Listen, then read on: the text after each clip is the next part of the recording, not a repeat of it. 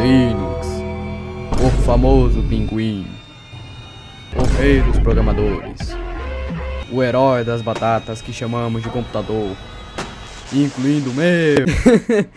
Tá, bora lá. Esse é um assunto que realmente me interessou muito nesse ano, porque sinceramente eu tenho um xodó por informática no geral. A maioria das pessoas tem informação meio vaga sobre o que é o Linux, como se ele fosse exclusivamente para programadores e hackers até. Mas hoje eu vou contar de como foi minha experiência no Linux, e falar de como isso na verdade é o contrário. Mas antes de começar, hoje a gente primeiramente pensa, eu sou o Dudes e bora pro vídeo.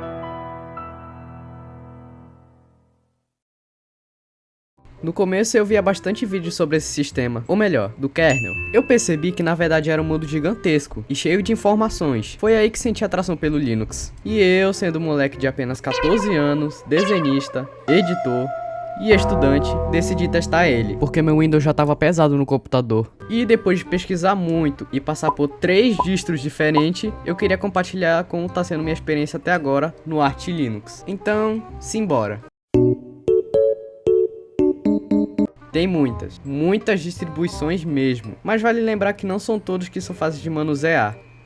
Sim, eu tô falando de você, Gentoo. A maioria que pensa em migrar pra Linux fica meio confuso de qual distro é a melhor pra começar e de se acostumar com ele, ou saber se tem a melhor distribuição de todas. E eu já tive esse pensamento, que na verdade não existe uma resposta certa, porque cada uma tem um foco diferente. Então aqui vai uma recomendação minha. Se for para iniciantes, eu opino Kubuntu, Linux Mint e ZoneOS. Essas são as que mais se familiarizam ao Windows e que são realmente fáceis de instalar, porque são baseadas no Ubuntu, que realmente é ótimo para alguns. Se for principalmente para jogar, Nobara, Arch Linux e CashOS. Eu diria que o CashOS se destaca mais, pois ele sendo baseado em Arch e tem algumas otimizações, pode trazer uma boa performance para jogar aquele Minecraft todo travado. E o Arch tem uma boa relação por causa da Steam, pois é uma distro mais usada pelos usuários também, ficando atrás apenas do SteamOS. E para aqueles caras que não saem do quarto e ficam hibernando pra nada, eu digo NixOS, LFS e...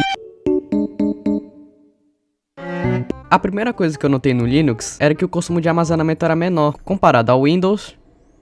Ele é menos gordinho. O Linux por si só vem com menos coisa instalada nele para funcionar. Ele simplesmente não tem aplicativos excessivos, diferente do Windows que vem com Xbox ou Copilot que basicamente ninguém usa pra nada. E o Linux consegue funcionar perfeitamente sem ter o tijolão rodando de fundo. E também alguns programas abrem mais rápido com ele, porque também não tem muita coisa rodando em segundo plano. Então meu computador com Ryzen 3 8 GB de RAM todo podre voltou a respirar normalmente. Graças a Deus. E tem distribuições que são feitas para esse tipo de computadores que nem o meu, como o próprio Linux Mint, que é o xodó da galera, que tem uma interface se seu PC é bom, ou se ele é uma lata seca mesmo. Então, se teu PC é um da tuba de Ramsés III, fica aí minha dica. Uma coisa que gostei bastante no Linux é que parece que você não vai depender mais de uma Big Tech monopolista que fica espionando seu Windows. O computador vira praticamente seu. Ele quase não tem aqueles problemas de atualizações forçadas, desinstalar apps de fábrica ou pedir uma conta toda hora para usar o sistema. Você escolhe quais programas você quer atualizar. O controle que você tem sobre o Linux é tanto que... Não tentem isso em casa, gente. O Linux pra mim tem milhares de coisas pra personalizar, e é basicamente um dos pilares do sistema. Eu sendo fã de customização, eu achei minha casinha. E o bom disso é que dá simplesmente criar algo que te agrada mesmo. Você monta seu próprio desktop e ele fica simplesmente com a sua cara. E tem interfaces que são justamente pra esses casos, como o Hyperland e o KDE Plasma, que é a minha interface favorita e que tô usando até hoje. Ela é bem familiar ao Windows e dá pra mexer praticamente em quase tudo. Eu personalizei os painéis, o mouse, a fonte, o terminal, os widgets, a tela inicial e o modo gelatina. E meu arte é muito bonitinho. Terminal. A clássica palavra que assusta qualquer um que vê pela frente quando vê uma tela preta, que na verdade é só um cachorro salsicha no mundo do Linux. Pra quem ainda é meio leigo no assunto, pode acabar pensando no porquê as pessoas usarem tanto console. E a resposta é que na maior parte do tempo você vai usar ele pra alguma coisa. Seja pra instalar algum aplicativo ou algum efeito pra você usar no teu Rice. Mas é por isso que ele é eficiente, mas ao mesmo tempo divertido para algumas tarefas. Você pode listar seus arquivos, entrar em pastas, remover alguma coisa, até hackear o site da NASA.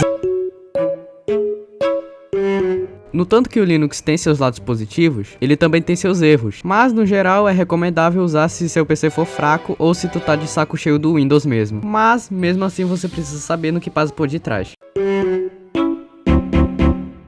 Sem dúvidas esse é o maior problema que tem nele. E que não é um problema muito grande pra mim, porque eu não dependo do computador pra fazer vídeos aqui pro canal. A incompatibilidade decaiu pra caramba nos últimos anos, mas ainda assim é um problema que acontece até hoje. Uma pancada de programa que não tinha suporte simplesmente ganharam vida no Linux, como o Roblox, que na verdade é só um programa que roda ele, mas ele é jogável. A Steam também pensou nos usuários de Pinguim e criou o Proton, que funciona pegando o jogo de Windows e troca a linguagem em grandes aspas para Linux. E quando eu fui testar, realmente funciona. Os jogos rodaram perfeitamente. Porque também eu não sou muito na vibe de jogo grande, porque você já sabe de como é a vida útil da minha batata. Enquanto outros programas não dá pra acessar o pacote Office, e já tá na cara o porquê, mas mesmo assim dá pra acessar no navegador. Os Adobe também não funcionam se você tá acostumado com Premiere ou After Effects. Vale a pena fazer Dual Boot, que é uma técnica de pôr dois sistemas no mesmo HD. E o FL Studio, que não tem versão nativa, mas tem uma pancada de tutorial na internet de como fazer ele funcionar. E tem alguns jogos que os próprios sistemas de anti-cheats não funcionam em Linux, como o Valorant, o LoL e o Fortnite. Então tem que levar em consideração essa parte, pois ela é importante, porque se tu gosta de alguma coisa do Windows e quiser usar no Linux, infelizmente alguém vai ter que ficar de fora.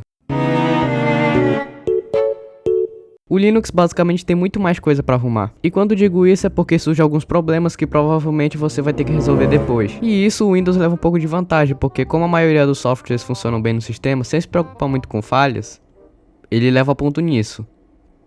Mesmo perdendo de 9-1 pro Pinguim. Eu percebi isso porque eu já tinha lidado com algum desses probleminhas no Arch Linux. Mas graças a Deus ele tem uma documentação muito completa e basicamente não tenho nenhuma dificuldade de resolver eles. Oh merda, meu Arch quebrou.